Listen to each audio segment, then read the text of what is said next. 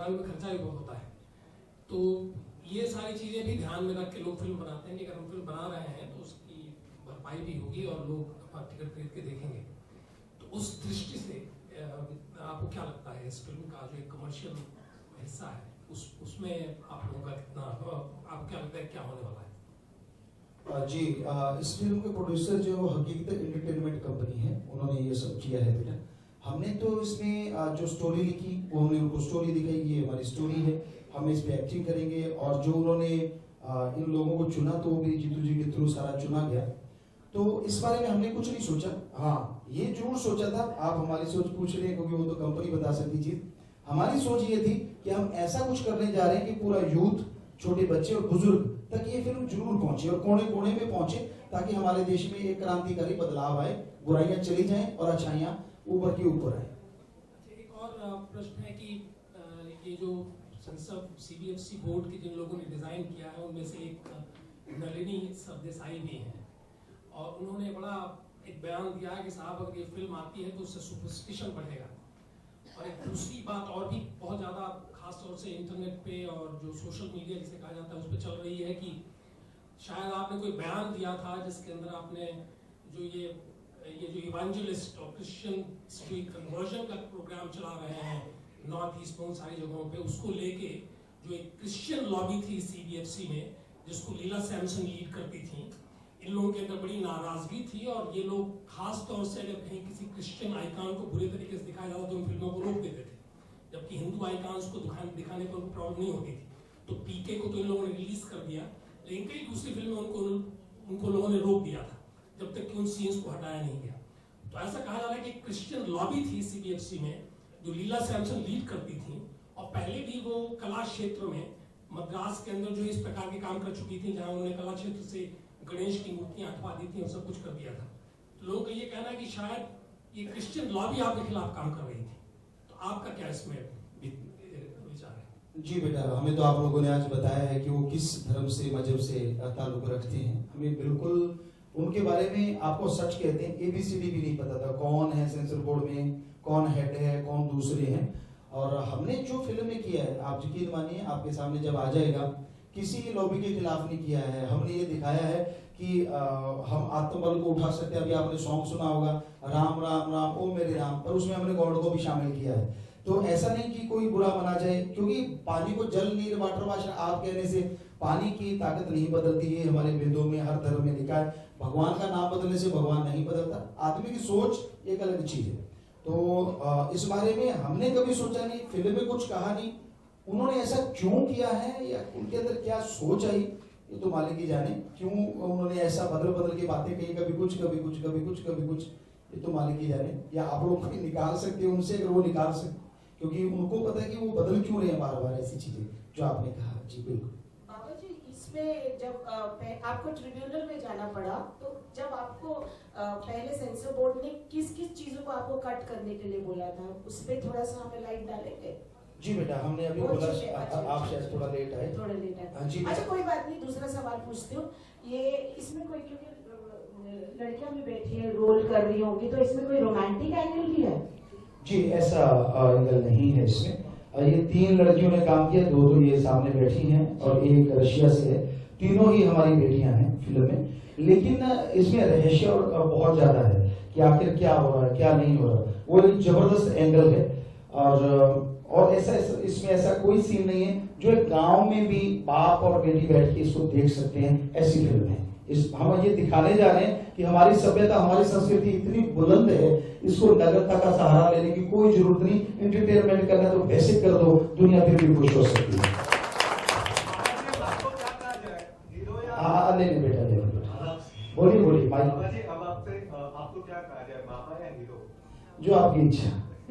हमें कोई फर्क नहीं पड़ता, इसका जवाब भी दिया था। तो बहुत सारे नाम लोग लेते हैं, कोई बाबा, कोई गुरु, पर ज्यादातर लोग हमें पिताजी कहते हैं, कोई माँ भी कहता है, अलग अलग तरीके से लोग, लेकिन मेनली ये नाम हमारे लिए जाते हैं। जी बेटा। बाबा जी, एक प्रोफेशन का तरीका होता था और आपने कभी कहा था कि अब यूथ के लिए तरीके बदल गए, तो ये आपने ये तरीका इस तरह का रॉक स्टार या पॉप स्टार का शुरू किया, तो क्या हम समझें कि प्रोफेशन के तरीके बदल जाएंगे या बदलने चाहिए? नहीं, हम ये नहीं कहते कि बदलने चाहिए। हमारे जितने भी संत हैं, जितने भी गुरु हैं हर समाज में, जो बहुत सच्चे हैं, बहुत पहुंचे हुए हैं, अपने तरीके से प्रचार करते हैं, उनको नमन करते हैं। पर हमें लगा कि यूथ को, सिर्फ हमें, कि यूथ को उनकी भाषा से समझाया जाए और वो चीज करके दिखाई जाए, क्योंकि लोगों में ये होता कि मांसाहार बड़ी चीज है, नशा बहुत तगड़ी चीज है। पर हम कहते हैं कि अगर मांसाहारी पावरफुल होता तो एलिफेंट बेचारा वीक रह जाता, क्योंकि वो तो मांस खाता नहीं। तो ये चीजें नहीं है, पावर दूसरी चीजों में बहुत है। तो ये चीजें समाज के सामने लाने के लिए और युवकों को सही लाइन पे लाने के लिए उन्हीं की भाषा में हमने फिल्म बनाई। बाबा, आपने क्योंकि देश की तरक्की की बात की अभी थोड़ी देर पहले, तो आपसे एक चीज जानना चाहूंगा, एक रिएक्शन लेना चाहूंगा मैं, कि हाल ही में एक ऋषि ने कहा था कि भारतीय नारी को 10 बच्चे पैदा करने चाहिए, लेकिन आज ही समाजवादी पार्टी के एक अध्यक्ष ने कहा कि पहले उनको आप जांच पड़ताल कर लो कि वो औरत 10 बच्चे पैदा करने लायक है या नहीं। इस चीज पे आप कैसे रिएक्ट करोगे? बेटा, हम किसी के बारे में कुछ गलत बोलते नहीं, पर हमारे समाज में हमारी बेटियों को या हमारी लड़कियों को, औरतों को ऐसा कहना हमारे लिए बहुत ही दुखद है। आपसे हमने सुना है, क्योंकि हम आपको सच कहते, हमने नहीं सुना ना पढ़ा, क्योंकि हम शायद शूटिंग में बिजी थे। तो ऐसा, क्योंकि जननी को हमारे देश में भगवान से बड़ा दर्जा दिया गया है, और हमारे खास करके हिंदू धर्म में तो ये बोला गया है कि बच्ची ही माँ के समान होती है। लोगों ने हमसे सवाल किया, बच्ची को माँ क्यों कहा हिंदू धर्म में? तो हमने उनको बताया कि बच्ची जब थोड़ी सी बड़ी हो जाती है ना, आप में से जितने लोग बैठे हैं आपसे भी पूछना चाहेंगे, बच्ची थोड़ी सी बड़ी होती है ना, वो अपने माँ बाप की माँ बन जाती है। पापा ये नहीं पहनना, ये नहीं खाना, वहां नहीं जाना, ऐसे नहीं नहाना, वो नहीं करना। बच्ची बड़ी होती है, पत्नी तो है ही है वो 100%, लेकिन वो पति की भी कहीं ना कहीं माँ की तरह संभाल करती है कि जी आप ये नहीं पहनते, आप इस टाइम नहीं आते, ये खाना गलत, वो खाना गलत। बच्चा होता है उसकी माँ तो होती है। तो क्या ऐसा आपने महसूस नहीं किया किसी ने? हमने तो बहुत जगह किया बेटियों के साथ, ऐसा होता है जी। बहुत सारे हाथ पीछे हैं जो शायद इस बात को सच में मानेंगे, सच कि क्या ऐसा आपने फील नहीं किया अपनी बच्चियों के साथ? जी देखिए, आप में से लोग, क्योंकि ये धर्म कोई भी है, उसने वैसे नहीं लिखा, प्रैक्टिकली देखा है हमारे महापुरुषों ने, जंगलों में पता नहीं कितना समय लगाया। तो बाकी आपने जो बात कही वो दुख जरूर लगा बेटा। गुरु जी, जी बेटा आप हाँ जी बोलो बेटा। गुरु जी, इस फिल्म में आप डेब्यू कर रहे हैं, आपको अगर बॉलीवुड से कोई ऑफर आता है तो उन डायरेक्टर्स को आप क्या नसीहत देना चाहेंगे? आप किस तरह की फिल्में आप आगे करना चाहेंगे अगर आप करेंगे तो? जी, कोई भी बेटा ऐसा कोई आएगा ऑफर, तो हम यही चाहेंगे कि समाज का अगर भला है, हमारे यूथ का उसमें फायदा होने वाला है, और उसमें कोई भी नग्नता, अश्लीलता नहीं है, तो वो हम करने को हमेशा तैयार है। समाज के लिए, हर चीज के लिए जरूर आगे आएंगे। नसीहत यही देंगे, जैसे फिल्म में वो लोग भी देखेंगे कि भाई आप समाज को बदलने का काम करें, समाज को बिगाड़ने के लिए कोई ऐसा सीन ना डालें। यूथ हीरो हीरोइन को आइकॉन मानता है, उनके अकॉर्डिंग चलता है, तो उनसे भी आपके द्वारा प्रार्थना करेंगे जितने भी मीडिया है कि भाई वो कुछ ऐसा करें कि हमारे समाज में ऐसी करवट आ जाए कि हमारा देश दुनिया में नंबर 1 हो जाए।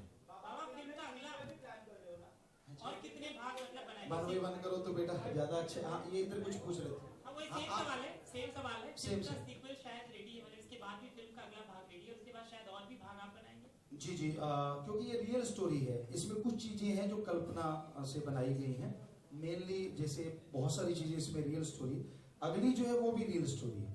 वो आदिवासियों में रहे थे हम, राजस्थान साइड में, गुजरात साइड में, बहुत गहन जंगलों में, वो बिल्कुल नंगे रहते थे। उनका कहना है कि एकलव्य के टाइम से हम ऐसे ही हैं, बिल्कुल नग्न थे और कपड़ा नहीं पहनते थे, कच्चा मांस खाते थे, महुए की शराब पीते थे, छोटी सी बच्ची की शादी करते थे बच्चों की, और बच्चों से काम लेना, भूत प्रेतों का बहुत ज्यादा ऐसा चक्कर, मार कटाई, बहुत कुछ है उसमें, वो जो किया करते थे।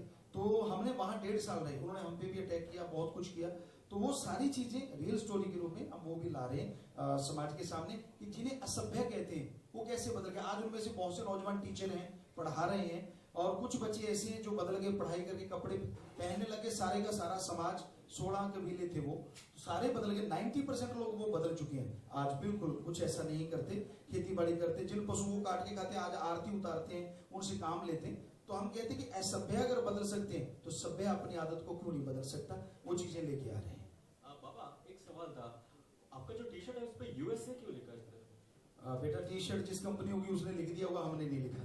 तो वो टी शर्ट जैसे थी, हमने ऐसा कुछ बोला नहीं बेटा, जो टी शर्ट थी उसमें डिजाइन जरूर हमने किया है। टी शर्ट जैसे यहाँ बाजार से जैसी मिल जाती है, ये ली इंडिया से बाहर से लेके नहीं आए, ये पक्का है। बहुत अच्छा होता, लेकिन पता नहीं क्यों इंडिया में ये बिक रही है।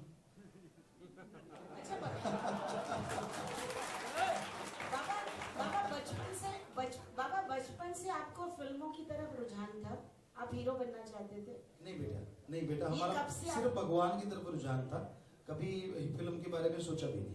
तो ये कब से ऐसे मंशा हुई कि फिल्म बनाऊंगा और एक मैसेज दूंगा? हम 100 कंसर्ट कर रहे थे और उनमें शायद 1-2 कंसर्ट पहले की बात है या उसके बाद की बात है, हमें ध्यान में नहीं। तो अलग अलग स्टेट से लोग आते हैं, जिले में 30 ब्लॉक, 30 गांव का एक ब्लॉक होता है, तो उसमें लोग आते हैं। 1 लाख से 2.5 लाख तक लोग आते हैं हर संडे नाइट को। उसका नाम रखा हुआ मस्तो मस्त रूहानी रूबरू नाइट। जी, यूपी में, राजस्थान में, हरियाणा में और भी बेंगलोर में हमने ये किया है। तो उस दिन कुछ लोग ऐसे होते हैं नौजवान जैसे खड़े, तो वो आगे रहते हैं फ्रंट लाइन में। एक बार हमें वो दिखे नहीं तो हमने उनसे पूछ लिया, बेटा कहाँ थे, रात दिखे नहीं, शाम के टाइम। कहते गुरुजी वो अरे वो क्या, कहाँ थे? कहते वो फिल्म देखने गए। तो डर क्यों रहे हो? कहते मम्मी पापा डांटेंगे, पास ही खड़े हैं आपके पीछे। क्यों डांटेंगे, गंदी चीजें देख लेनी चाहिए। तो एकदम ख्याल आया, फिल्म को क्यों ना ऐसी अच्छी चीज बना दी जाए। माँ बाप कहें जा बेटा देख के आएगा तो कुछ बन के निकलेगा, बिगड़ेगा नहीं। तो इसलिए ये फिल्म बनाई। बाबा लगभग 3 से 4 साल पहले एक हॉलीवुड में फिल्म आई थी जिसका सीक्वल भी आया था, उसका नाम था द घोस्ट राइडर, और उसकी एक और सीक्वल आई थी द घोस्ट राइडर 2। और ठीक जो पोस्टर आपका एकदम वैसा ही पोस्टर था, जहाँ पे जो हीरो है वो बाइक पे जा रहा है, ऐसी ही बाइक थी और बाइक में से आग निकल रहा है। क्या आप कहीं से इंस्पायर्ड है? बेटा हमने किसी को देखा ही नहीं, आपने उससे मिलाया तो आपने देखा होगा। हमने आग कहाँ से आ रही है? जी, आग वाकई बाइक में थोड़ा सा, तो बाकी आप फिल्मों में कैसी आती है वैसी इसमें भी आ रही है।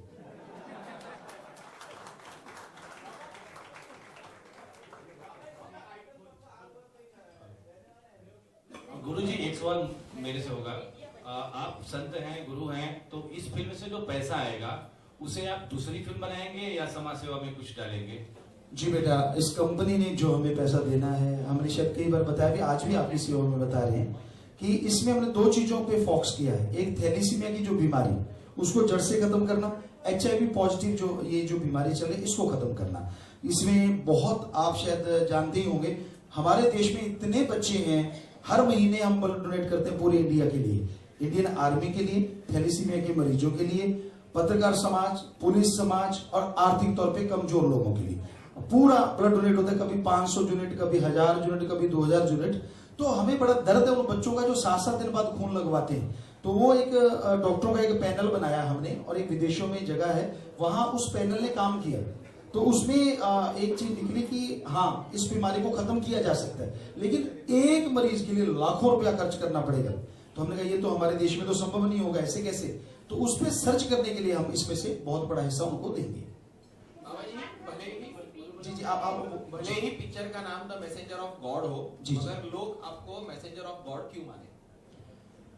हमने ये जो इंग्लिश है, ये पता नहीं इसके अर्थ कितने कितने निकलते हैं, ये तो आप लोग ज्यादा जानते हैं। हम तो हिंदी का सीधी सादी भाषा, कि हमें लगा बेटा कि एक फकीर, एक संत को ही मैसेंजर कहा जाता है, तो हम फकीर ऑलरेडी हैं। तो हमने और कुछ नहीं बनाया कि जो भगवान के शब्दों को आगे जनता तक पहुंचाता है, उसे हमारे संत या फकीर या पीर कहा जाता है। तो वही चीज हमने इस इंग्लिश में कन्वर्ट करके रख दी कि हाँ भाई, भगवान के शब्द ही आपको बताने आ रहे हैं कि क्या हमें करना चाहिए, क्या नहीं करना चाहिए। लोग हमें माने ना माने, पर बुराइयां छोड़ दे, हमारे लिए इतना काफी है। बहुत ज्यादा पसंद आ रहा है। हम जहां जहां गए हैं, यूथ क्या, बुजुर्ग क्या, बच्चे क्या, उमड़े चले आए। हम सूरत में गए, बिना किसी को बताए एकदम से गए। मॉल में 25,000 लोग थे और 25,000 में से निकलना हमें पता है हम कैसे निकल के आए थे। और हमें कोई यूं नहीं कह रहा था बाबा या कुछ ऐसे, या तो MSG और या यूं कह रहे थे, वो आ गए। तो देश के लिए, हमें कह रहे थे देश के लिए गाओ। हमने हर जगह वही गाया है, यूथ ने यही कहा कि देश के लिए गाइए। तो हमें इतनी खुशी हो रही है कि लोगों के अंदर देशभक्ति जाग रही है, जो कि 100 से गई थी, और सभी के अंदर तो नहीं, लेकिन अब सभी के अंदर शायद जाग जाए। हमारी एक प्रयास है, हम नहीं कहते जागेगी, शायद ईश्वर जगा दे देशभक्ति और भगवान भक्ति, ताकि आदमी एक बहार की तरह जिंदगी जी सके।